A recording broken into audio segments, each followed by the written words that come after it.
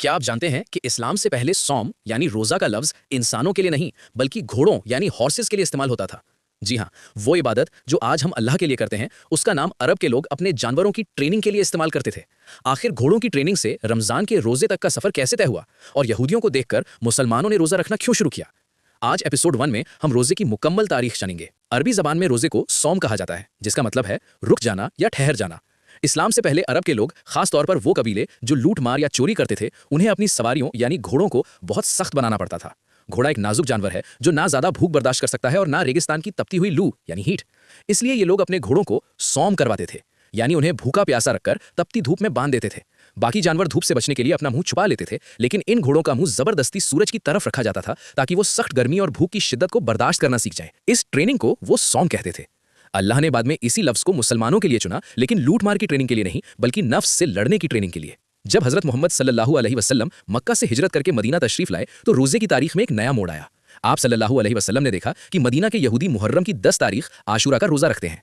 आप सल्लल्लाहु अलैहि वसल्लम ने उनसे पूछा, तुम ये रोजा क्यों रखते हो? उन्होंने जवाब दिया, ये एक महान दिन है। इसी दिन अल्लाह ने मूसा अलैहिस्सलाम और उनकी कौम को फिरौन के जुल्म से नजात यानी आज़ादी दी थी और फिरौन को दरिया में गर्क किया था। हम अल्लाह का शुक्र अदा करने के लिए ये रोजा रखते हैं। ये सुनकर नबी करीम सल्लल्लाहु अलैहि वसल्लम ने फरमाया, हम मूसा अलैहिस्सलाम के यानी उनके तरीके पर चलने के तुमसे ज्यादा हकदार हैं।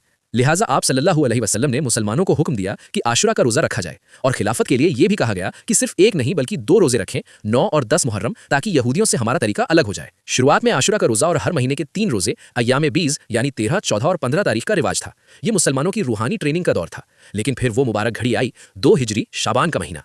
अल्लाह ने मुसलमानों पर एक मुकम्मल महीना फर्ज करने का फैसला किया। कुरान की आयत नाजिल हुई, ए ईमान वालो, तुम पर रोजे फर्ज किए गए जैसे तुमसे पहले लोगों पर फर्ज किए गए थे। जब रमजान के 30 रोजे फर्ज हो गए तो आशुरा का रोजा और बाकी नफली रोजों की फर्जियत खत्म हो गई। अब वो नफल यानी ऑप्शनल बन गए और रमजान फर्ज हो गया। तो दोस्तों, आज के इस एपिसोड में हमने ये तो जान लिया कि रोजे का वजूद कैसे हुआ और ये हम पर कैसे फर्ज हुआ। लेकिन एक सवाल अभी भी बाकी है जो सबसे ज्यादा जरूरी है। वो सवाल ये है कि आखिर अल्लाह ने हम पर यह भूख और प्यास आखिर क्यों फर्ज की? क्या अल्लाह को हमारी भूख की जरूरत है? नाउजुबिल्लाह, हरगिज नहीं। तो फिर रोजे का असल मकसद क्या है?